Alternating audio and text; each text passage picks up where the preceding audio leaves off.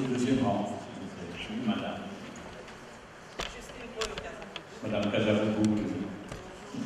D'abord, je vous félicite pour ce magnifique film. Bonsoir, je vous félicite pour ce magnifique film qui, en tant que politique, nous interpelle et très personnellement, j'ai été assez bouleversée.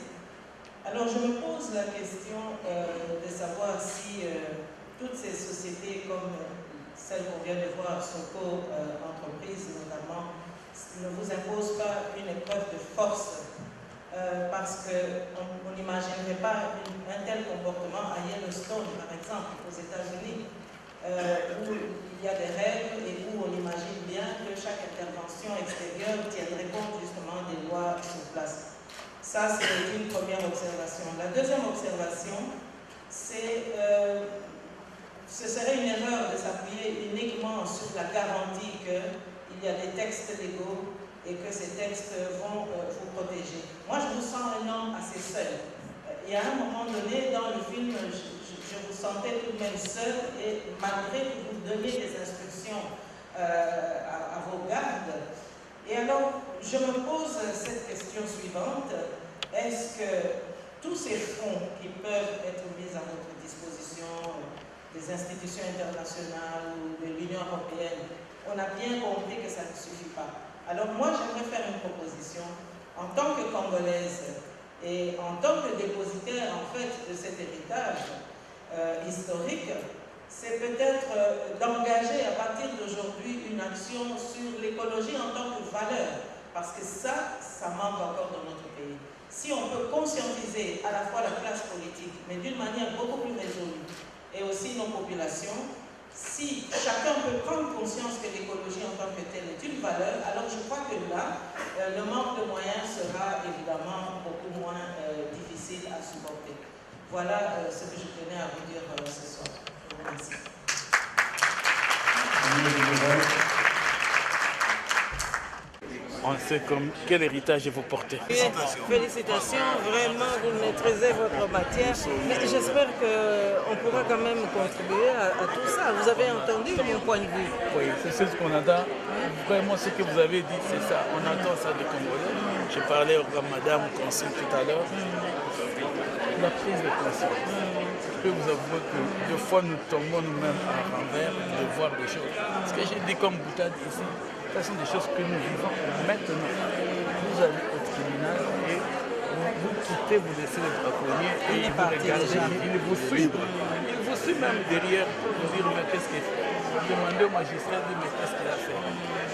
Tu es un éléphant, c'est quoi? C'est pour moi. C'est au niveau de cette prise de conscience, de défense des valeurs écologiques, nous avons un problème. En fait, moi, c'est parti du système éducatif. Il y a un qu'il y a chez nous, même au niveau du gouvernement, on a encore un problème pour se faire entendre. Et les gens oublient que voilà, c'est le monde qui vit à notre espèce. Nous-mêmes, on a tout. Et pourtant, au monde, ils sont là comme les Camerounais, celui qui a parlé tout à l'heure, c'est l'exécutif de Rapak, et qui vous parlait de Virunga comme le mal dominant. C'est ça, il n'est pas congolais. C'est pour montrer comment est connue la valeur de ce qu'on a. Mais c'est trop fait d'entre nous. Je me dis que qu'est-ce que je n'ai pas eu quand j'ai recruté un moment. Les gens l'ont réalisé. J'ai recruté moi-même dans une salle de conférence. Après avoir donné ces propositions sur les pistes de comment on peut sauver du riz, j'ai dit mais qui d'autre peut faire mieux que celui qui donne les propositions? C'est comme ça que je l'ai contacté et c'est comme ça que nous l'avons recruté. Et il faut me dire, c'est pas de Congolais qui il dit oui, vous pouvez beau être là, laissez-moi faire ce que d'abord je pourrais réaliser.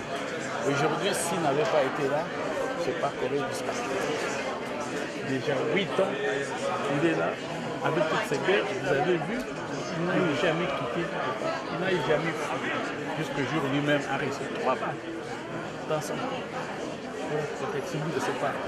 Alors, les gens se rendent compte de ce qui est. Et il fallait beaucoup de courage. Nous l'avons fait à Garamba aussi, en y mettant un portugais et un espagnol maintenant. Et aujourd'hui même aussi en Belge, rien que pour arriver à donner un peu le sens à ce qu'on peut faire. Aujourd'hui, la lutte qui s'est faite là, même ce matin, hier, il y avait une très forte bataille. Mais l'action doit être menée. C'est vrai, maintenant, il y a une peut-être une conscience au niveau du pays. C'est comme ça qu'on a reçu des appuis intéressants, énormes. Le président a même nommé un général pour aider les CCN dans la lutte patronale. Et ça, c'est très important pour nous. Ça nous soutient et c'est ce qui encourage maintenant nos partenaires.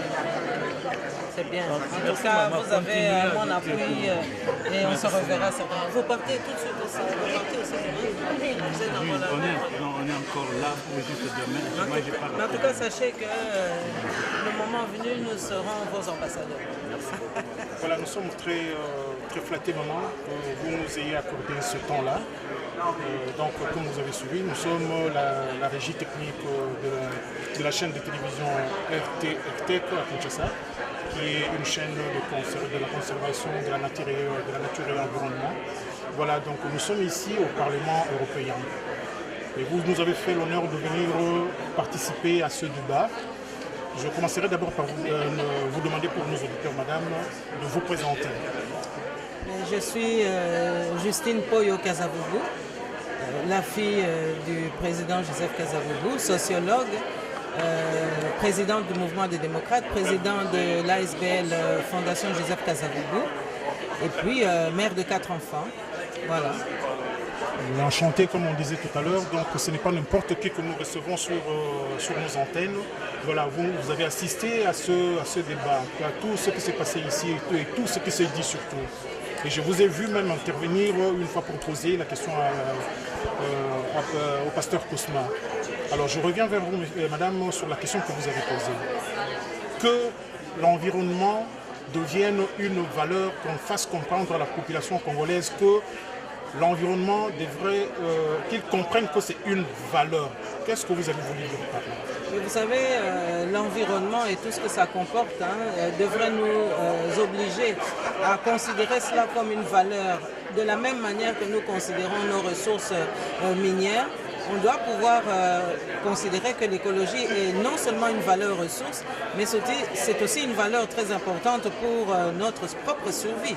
Et donc il y va aussi de la richesse nationale et ça c'est un engagement pédagogique que nous devons aujourd'hui assumer. C'est vraiment une valeur et nous devons pouvoir mettre vraiment toute notre énergie pour ce nouveau combat, ce nouveau challenge.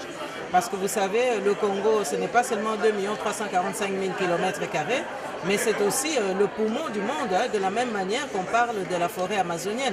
Et donc, si nous sommes un si grand pays qui peut justement apporter l'équilibre en biodiversité pour le monde, eh bien, c'est de notre responsabilité que de préserver cela.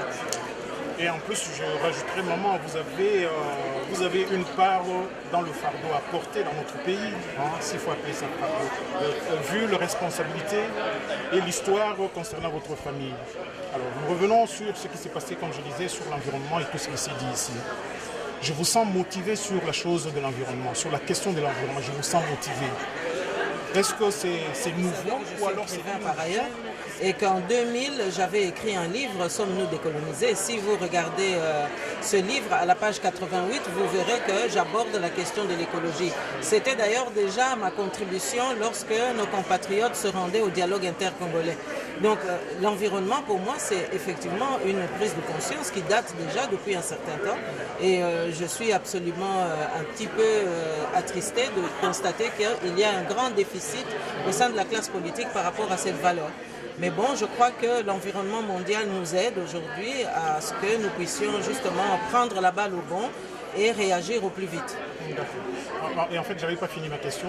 En parlant de la gêne, je faisais allusion au fait que nous avons M. Manuel, qui n'est même pas congolais, mais qui s'est impliqué à un niveau qui, nous, ça devrait être une frustration pour nous qui sommes de là-bas.